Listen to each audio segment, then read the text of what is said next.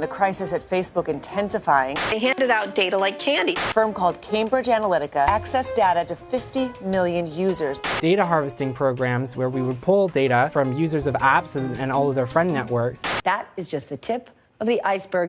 What a time to be online! From fake news to troll farms to bots, and now a sinister data mining company that used third-party apps on Facebook to manipulate Americans into supporting Donald Trump. I don't know about you, but I'm scared that I've been helping to elect authoritarians just by filling out that quiz that told me I'm a Miranda. I already knew I was a Miranda. Look at me.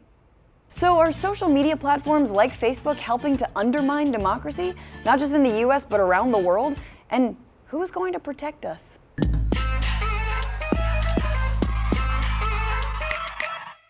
Our story begins with a sweet global PR firm, Strategic Communications Laboratories, who together with Steve Bannon, data analysts, a Russian professor, and billionaires Robert Mercer and daughter Rebecca, the Gomez and Morticia Adams of the ultra-right, birthed Cambridge Analytica, a company that harvested Facebook data of at least 50 million people in order to impact and coerce politics around the world, which we're going to get to soon, but let's start with the US.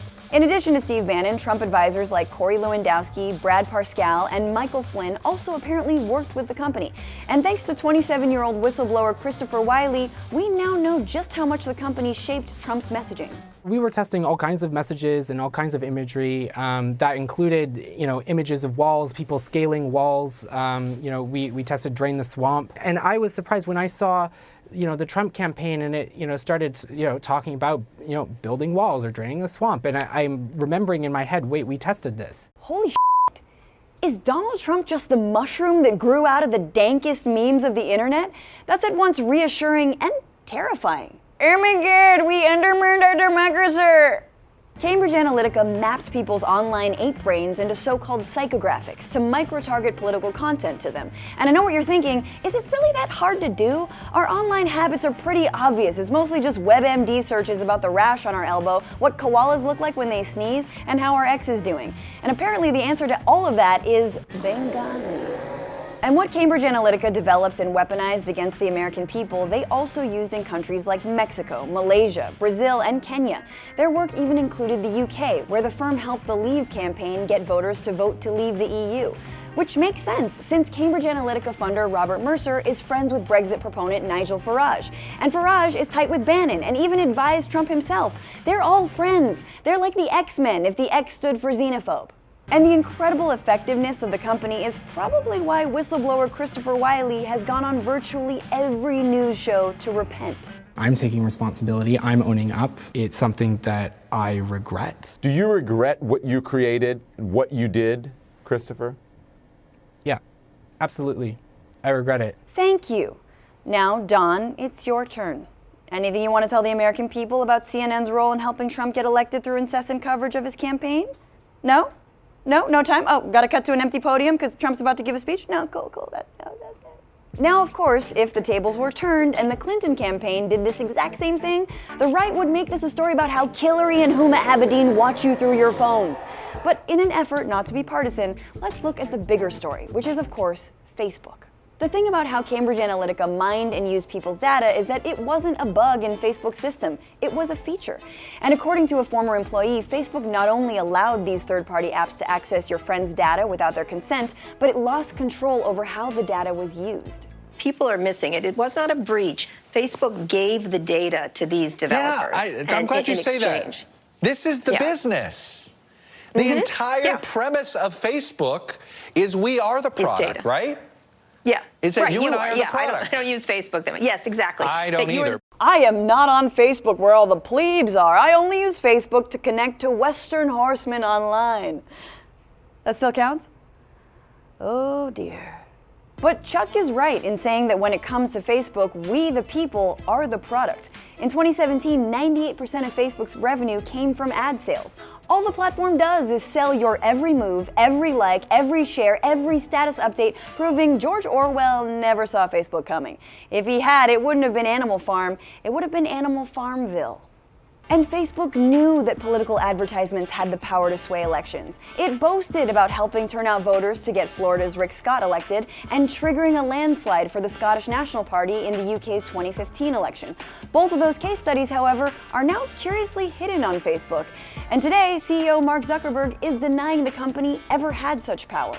If you told me in 2004, when I was getting started with Facebook, that a big part of my responsibility today would be to help protect the integrity of elections against interference by other governments, I wouldn't have really believed that that was going to be something that I would have to work on. Except swaying elections was what you were telling marketers that you did, Mark. That's like the makers of Viagra being like, if you had told me that our product would lead to an increase in elderly STDs, I wouldn't have believed it. Oh yeah, then why do you keep pushing ads in the middle of the Price is Right, Viagra? You know my Grandpa Joe loves that show.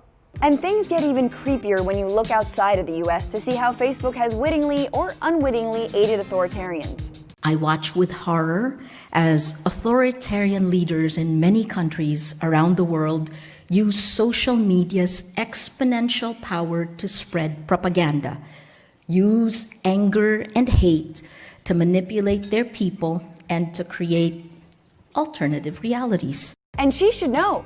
That's Filipina journalist Maria Ressa, and she's alluding to Rodrigo Duterte, the president of the Philippines, who once compared himself to Hitler.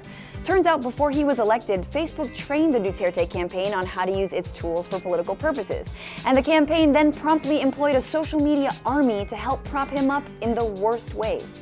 People who are pro-Duterte supporters online really going after critics and opponents and targeting them in very personal manners and really violent, aggressive manners. So there was this kind of trolling aspect to the campaign early on. And then there was also the fake news element. And Ressa's news outlet documented how a mere 26 fake accounts ultimately reached 3 million people on Facebook. And those troll armies had the same name as Duterte's real-life army of hired assassins who infamously killed drug users in the country, which is super scary. That's like if Jeff Sessions renamed ICE the Pepe Patrol. Then there's Myanmar, where the UN has said that Facebook played a determining role in violence against the country's Rohingya population. Sites like Facebook and Twitter are playing a role in the spread of anti-Rohingya and anti-Muslim vitriol. Many perpetuate the myth that Rohingya are illegally entering from Bangladesh. Some even accuse the Rohingya of burning down their own homes. Yeah, and that some include Myanmar authorities and leader Aung San Suu Kyi, who've used official social media accounts to discredit Rohingya women who have reported rape. And Suu Kyi dismissing them as like fake news, fake rape. That was what you read on Aung San Suu Kyi's official Facebook page, fake rape. That's terrible. And coincidentally, fake rape will also one day be the entirety of Trump's legal defense. The thing is, for Myanmar, like the Philippines and many other countries in the global south whose internet use through mobile phones has exploded more recently, Facebook is synonymous with the internet because logging onto Facebook doesn't incur mobile data costs. People can access it for free. And that's been a project set up by, what do you know, Facebook, in dozens of countries under the ominous name Internet.org. Just listen to Zuckerberg sell it. If a local fisherman gets access to free internet services he couldn't otherwise afford to help him sell more fish and support his family, then that's good. Depends on the fish, Mark. Are we fishing for tilapia, trout, or a Muslim minority struggling for survival? And while helping local communities with internet access is noble, given what we've gone over, going online purely via Facebook might be undermining democracy. Just ask this young Burmese man concerned about how social media has fomented anti-Rohingya violence. Technology is like a bomb in Myanmar. Right now everybody has mobile phone, everybody uses social media, especially Facebook. They don't know how to respect the people. Like for example, monkey have the gun. Monkey don't know how to use this gun. Damn, that is a harsh metaphor. Also, coincidentally, slide 18 of Zuckerberg's pitch for Internet.org entitled Monkeys with Guns. And then there's the most informationally totalitarian country of all, China. And you'd think that a country that censors websites and sends tweeters critical of the government to 3-year prison terms might give Facebook some pause. Instead, Zuckerberg has been bending over backwards to try to tap into the Chinese market by learning Mandarin, jogging through Beijing, and oh yeah, developing a tool that would allow the government to conduct targeted censorship on his platform. 谢谢, Mark! And while Facebook eyes Asia, so too does Cambridge Analytica, which isn't going away just because it was shamed. It wasn't programmed for that emotion. Onwards and downwards. And the continued work of these data propagandists is actually scaring Zuckerberg to the point where he's saying things like this. Given the stakes here, why shouldn't Facebook be regulated? I actually am not sure we shouldn't be regulated. What?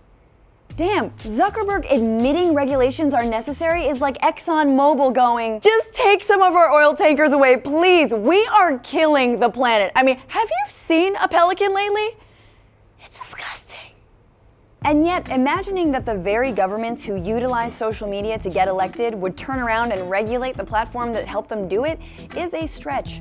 Which means a lot of this comes down to us, the Mirandas, the Carries, the Samanthas, and sure, the Charlottes, to become more savvy, revoke privileges of third-party apps, use tools to maintain our privacy, and read the entire terms of service agreements before we accept them. Line 29B, fascism? Wait a gosh darn minute.